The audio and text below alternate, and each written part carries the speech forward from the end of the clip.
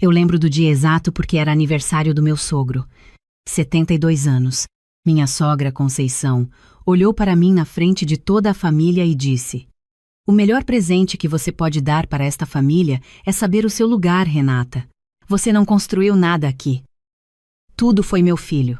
Eu não respondi. Apenas sorri e continuei cortando o bolo. Mas aquela frase ficou ecoando. Ecoando por dias, por semanas. Será que era verdade? Eu tinha 40 anos naquela época. Casada com Lucas havia 15 anos. Trabalhava como gerente financeira em uma empresa de logística. Ganhava bem, muito bem, na verdade. 72 mil por ano, mais bônus. Lucas era engenheiro civil. Ganhava um pouco menos que eu. Uns 60 mil. Quando nos casamos, eu já tinha um apartamento quitado no Morumbi. Pequeno, um quarto e sala, mas era meu, comprado com meu suor aos 28 anos. Lucas morava de aluguel. A gente decidiu alugar meu apartamento e usar o dinheiro para comprar uma casa maior. Juntos, no nome dos dois. Uma casa em Pinheiros, perto do trabalho dele. 3 quartos, quintal. Linda. Eu dei a entrada. 300 mil reais, do aluguel do meu apartamento e das minhas economias. Lucas entrou com 50 mil que ele tinha guardado. O resto a gente foi pagando junto, 15 anos de parcelas. Sempre dividimos tudo, 50% cada um. Mas para a família dele, eu era apenas a esposa, aquela que estava ali por sorte. No começo, eu tentava entender. A mãe dele era de outra geração, né? Nascida nos anos 50, criada acreditando que homem é quem sustenta a casa. Ela tinha sido dona de casa a vida toda. O marido dela, o sogro, trabalhava em banco. Aposentado agora, claro. Tudo bem. Cada um com sua história. Mas as coisas começaram a ficar pesadas uns 3 anos antes daquele aniversário. Foi quando o sogro teve um problema de saúde. Nada grave, graças a Deus. Um susto com o coração. Precisou fazer uns exames, acompanhamento. E minha sogra começou a ligar para Lucas pedindo ajuda financeira. "Meu filho, você sabe como é. A aposentadoria do seu pai não cobre tudo. Você pode ajudar com os remédios?" Claro que podia. E ajudou. 2 mil por mês. Só que Lucas não me contou logo de cara. Eu descobri quando fui fazer a conciliação bancária da gente. Coisa que eu sempre fiz porque, bem, eu trabalho com finanças. 2 mil reais saindo da conta conjunta todo mês para Dona Conceição Silva. Quando perguntei, ele ficou sem graça. "Ah, amor, é para ajudar meus pais. Só até meu pai se recuperar." Problema? Não era problema ajudar. Não mesmo. O problema foi que ele não falou comigo primeiro. A gente sempre conversava sobre tudo, sempre decidia junto. E 2 mil reais não era pouco dinheiro. Mas deixei passar. Afinal, eram os pais dele, né? Só que até meu pai se recuperar virou 1 ano. 2 anos. 3 anos. 6 mil reais todo ano. Direto. E minha sogra nunca, nunca me agradeceu. Nem uma vez. Quando a gente ia na casa deles para almoço de domingo, ela agradecia o Lucas. Na frente de todo mundo. "Meu filho é tão bom.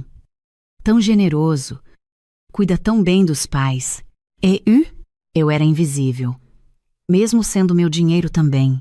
Porque 50% daqueles 2 mil eram meus. Mas tudo bem, eu engolia. Porque eu amava o Lucas, e porque, no fundo, achei que era coisa pequena, bobagem minha ficar incomodada. Até que chegou aquele aniversário. 72 anos do sogro, a família toda reunida, os irmãos do Lucas, as cunhadas, sobrinhos, e minha sogra, Conceição, decidiu fazer um brinde. Levantou a taça de vinho e disse, emocionada, "Eu quero agradecer aos meus filhos. Todos vocês são maravilhosos. Mas especialmente ao Lucas, que nunca deixou seu pai e sua mãe passarem necessidade. Mesmo com as responsabilidades dele, ele sempre colocou a família em primeiro lugar." Todo mundo aplaudiu. Eu também aplaudi. Porque era esperado. Mas por dentro estava fervendo. Depois do brinde, quando eu fui à cozinha buscar mais gelo, ela me seguiu. E foi quando disse aquela frase. "O melhor presente que você pode dar para esta família é saber o seu lugar, Renata. Você não construiu nada aqui, tudo foi meu filho." Eu gelai. Fiquei parada ali, com a forma de gelo na mão, olhando para aquela mulher de 70 anos me dizendo que eu não tinha construído nada. Eu, que pagava metade de tudo, que tinha dado a entrada da nossa casa, que trabalhava 60 horas por semana, nada. Mas eu não confrontei. Não ali, não naquele momento. Apenas sorri. Concordei com a cabeça. E voltei para a sala. Lucas percebeu que eu estava estranha. No carro, voltando para casa, perguntou se estava tudo bem. Tudo, eu disse. Mentira. Nada estava bem. Aquela noite eu não consegui dormir. Fiquei pensando, repassando tudo, todos aqueles anos. Às vezes que minha sogra ligava e pedia ajuda para o Lucas, mas nunca falava comigo. Às vezes que ela contava vantagem para as amigas sobre como meu filho me ajuda, mas nunca mencionava que eu também contribuía. Às vezes que ela dava conselhos para o Lucas sobre como administrar o dinheiro da casa sem nem saber que quem cuidava de tudo era eu. E percebi uma coisa. Para ela, eu realmente não existia.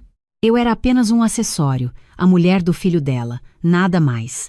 No dia seguinte, segunda-feira, eu fui trabalhar como sempre, mas minha cabeça estava em outro lugar. Na hora do almoço, eu fui até o cartório. Pedi uma certidão atualizada da nossa casa. Queria ver como estava a documentação, os nomes, tudo. E ali estava, negro no branco. Casa no nome dos dois, 50% cada um. 300 mil de entrada que eu tinha dado. 15 anos de parcelas divididas. Mas eu também vi outra coisa. Meu apartamento, o pequeno no Morumbi, ainda estava no meu nome, só meu, alugado por R$ 3.000 por mês. Todo esse dinheiro ia direto para uma conta poupança que eu tinha separada. Uma conta que o Lucas conhecia, claro, mas que era minha. Em 15 anos, R$ 540 mil, com rendimentos. Dinheiro que eu nunca tinha tocado, estava guardando. Para o quê? Não sabia. Talvez para nossa aposentadoria, para uma emergência, para algo. Voltei para casa naquele dia e comecei a pensar. Se minha sogra achava que eu não tinha construído nada, se ela achava que tudo era do filho dela, então talvez fosse hora de mostrar para ela exatamente o que eu tinha construído e o que eu podia desfazer. Não foi uma decisão impulsiva. Eu não sou assim. Eu trabalho com números, com planejamento, com lógica. Então eu fiz o que eu sei fazer de melhor. Calculei. Se eu me separasse do Lucas, na divisão de bens, o que aconteceria? A casa valeria, no mercado, uns R$ 900 mil. Metade minha, metade dele. 450 cada um. Mas eu tinha dado 300 mil de entrada. Ele, 50 mil. Nas parcelas, ao longo dos anos, a gente tinha dividido igualmente. Então, tecnicamente, se formos fazer as contas direito, a minha parte seria maior que a dele. Mas tudo bem. Mesmo se fosse só 450, mais os 540 que eu tinha na poupança. R$ 990 mil. Quase R$ 1 milhão. Aos 40 anos, sem dever nada para ninguém. Eu poderia recomeçar, comprar um apartamento menor, investir o resto, viver tranquila, sem sogra tóxica. Sem ter que ouvir que eu não construí nada. Mas será que eu queria me separar do Lucas? Essa era a pergunta. Porque, apesar de tudo, eu ainda amava meu marido. O problema não era ele, era a mãe dele. Então eu decidi fazer um teste. Uma semana depois daquele aniversário, durante o jantar, eu comentei casualmente: Amor, você viu que sua mãe me disse uma coisa meio estranha no aniversário do seu pai? Lucas parou de comer. Oquê, ela disse que eu não construí nada aqui, que tudo foi você. Silêncio. Ele ficou olhando para mim. Processando. Ela disse isso? Disse. Quando? Na cozinha. Quando fui buscar gelo. Mais silêncio. E então ele fez o que eu não esperava. Riu. Não uma risada maldosa. Uma risada tipo: Ah, minha mãe é assim mesmo. Renata, você conhece minha mãe. Ela é de outra época. Não leva a sério. Não leva a sério? Lucas, ela disse que eu não construí nada. Sendo que eu dei a entrada da nossa casa, sendo que eu pago metade de tudo, sendo que eu também coloco dinheiro todo mês para ajudar seus pais. Ele suspirou. Eu sei, amor, mas é só o jeito dela falar. Ela não quis ofender. Ela disse na minha cara que eu não construí nada, mas você sabe que construiu. Eu sei que construiu. Isso não deveria importar. Não deveria importar.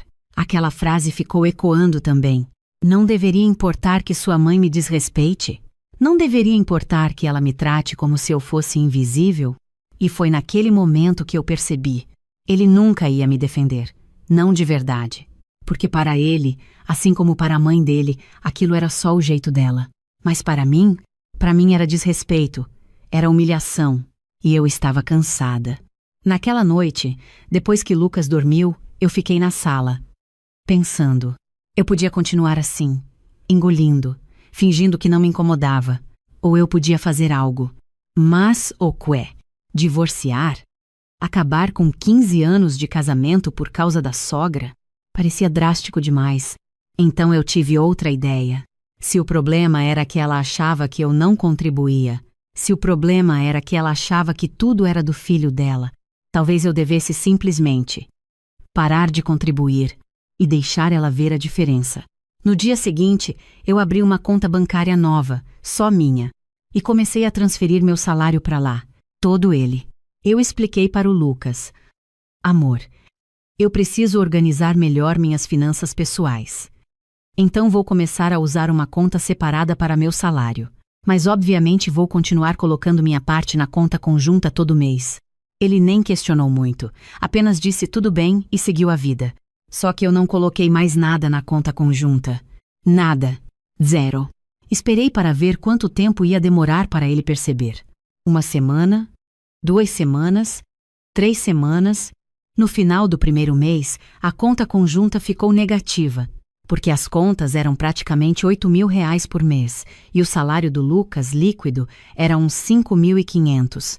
Tivo, menos os 2.000 que iam para minha sogra. Sobrava 3.500. Não dava. Ele me mandou mensagem no trabalho.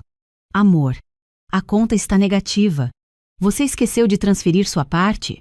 Eu respondi: ops, esqueci mesmo. Vou resolver hoje. E transferi R$ 3.000. Exatamente a metade das contas. 3.000 meus, 3.000 dele.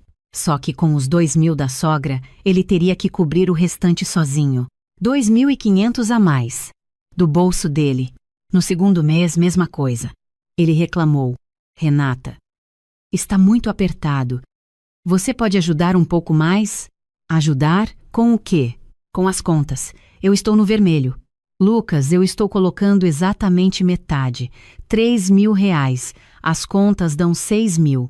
Você deveria estar colocando 3.000 também. Mas eu tenho os 2.000 da minha mãe.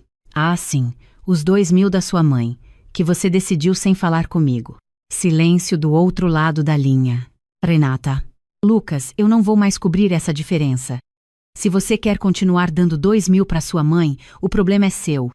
Tire do seu dinheiro, não do nosso. Ele ficou chocado, porque de alguma forma, depois de 3 anos, ele tinha se acostumado com a ideia de que aquele dinheiro saía automaticamente, sem esforço. Mas o esforço era meu também, e eu estava cansada de ser invisível. No 3º mês, ele veio com uma proposta. Amor, será que a gente não pode diminuir um pouco a ajuda para meus pais? Tipo, em vez de 2.000, sei lá, 1.000?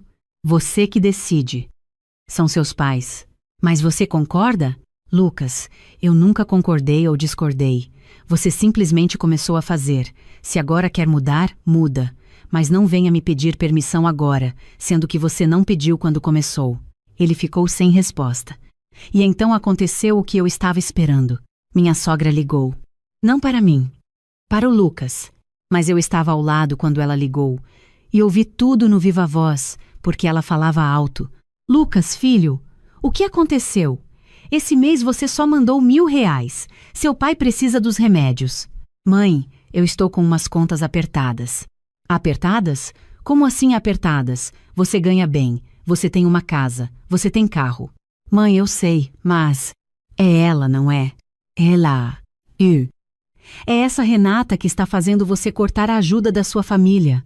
Eu senti o sangue ferver. Mas não falei nada. Apenas olhei para o Lucas, esperando. Esperando para ver se ele ia me defender. Mãe, não é isso. Claro que é. Eu sempre soube que ela não era boa para você. Mulher interesseira. Fica com esse ar de superior só porque ganha dinheiro, mas esquece que tudo que ela tem foi você quem deu. Foi você quem deu. Eu dei a entrada da casa. Eu paguei metade de tudo durante 15 anos. Eu sustentei aquela família junto com ele. Mas para ela, tudo tinha sido ele. E o pior de tudo, Lucas não me defendeu. Ele apenas disse: "Mãe, depois a gente conversa", e desligou. E olhou para mim com aquela cara de "por favor, não briga comigo agora". Mas eu não briguei. Eu apenas sorri. E disse: "Tudo bem, amor", porque eu já tinha decidido. No dia seguinte eu agendei uma reunião com um advogado.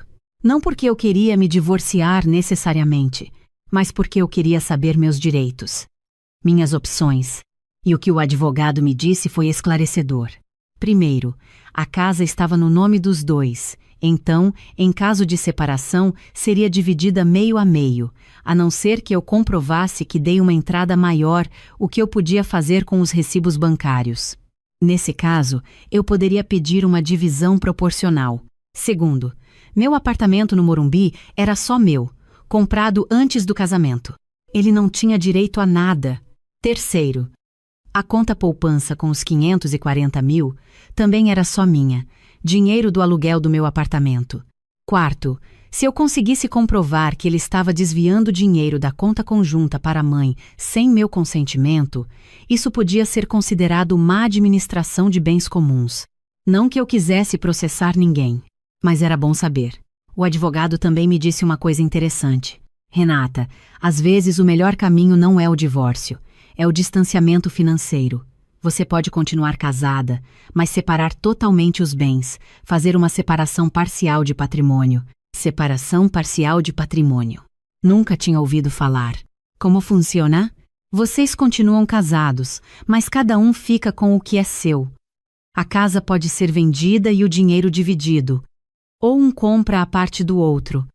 E dali para frente, cada um cuida de suas finanças. Interessante. Muito interessante. Voltei para casa naquele dia e fiz as contas de novo. Se eu vendesse minha parte da casa para o Lucas, seriam uns 450 mil reais, mais os 540 que eu já tinha. 990 mil reais. Eu poderia comprar um apartamento de 2 quartos, 300 mil, e investir o resto. Com 1 milhão bem investido, daria para viver tranquila, complementar minha renda, talvez até me aposentar mais cedo. Mas será que era isso que eu queria?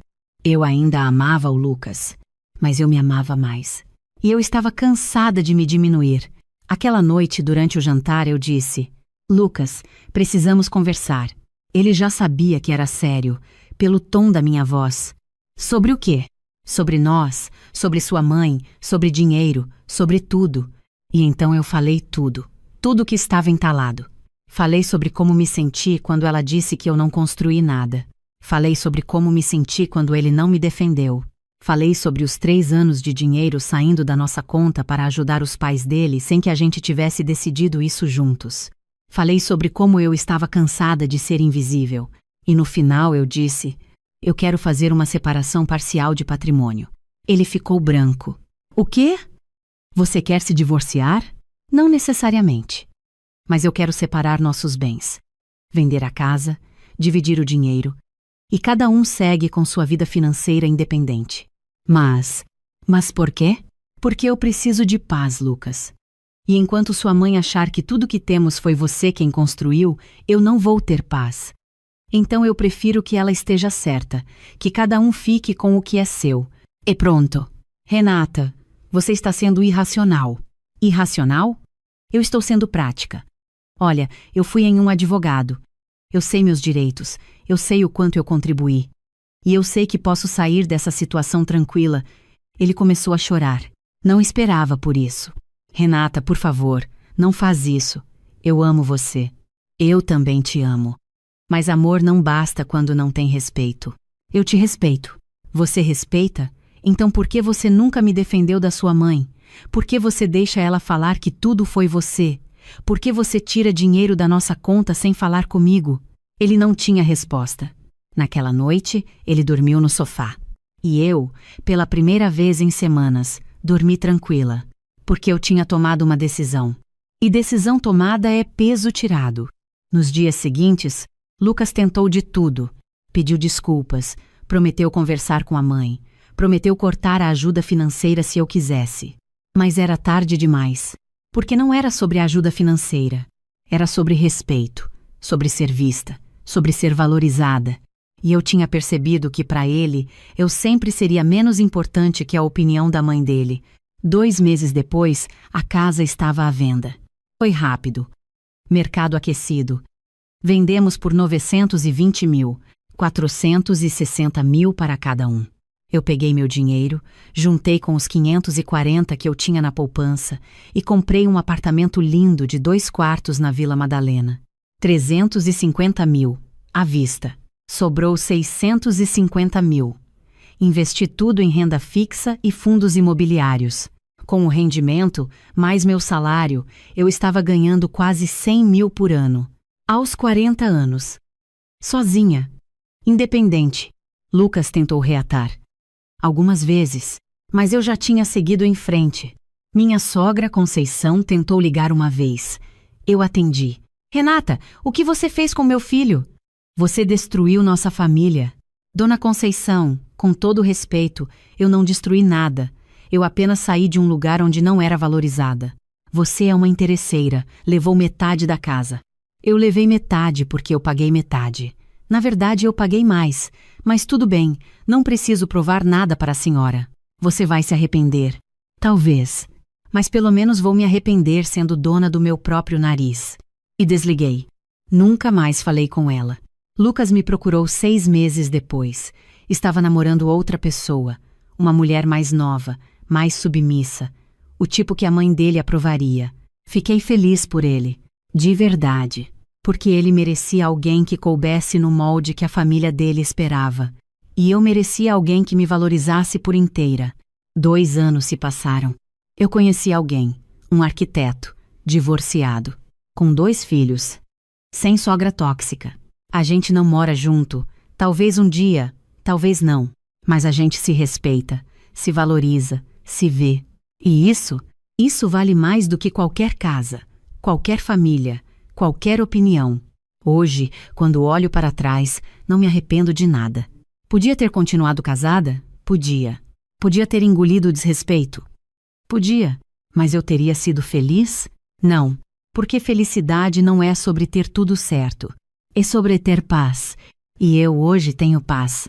Livre para viver do meu jeito. Para fazer minhas escolhas. Para construir minha vida. Uma vida que ninguém pode dizer que não foi eu quem construí. Porque foi, tijolo por tijolo, real por real, decisão por decisão. E se tem uma coisa que aprendi com tudo isso, é que família não é só sangue, não é só papel, não é só nome. Família é quem te vê, quem te respeita, quem te valoriza. E se alguém não faz isso, não importa se é sua sogra, seu marido, sua mãe, você tem todo o direito de se afastar, de escolher sua paz, de escolher você. Porque no final das contas, a única pessoa que vai estar com você até o fim é você mesma. E você merece se tratar com dignidade. Sempre.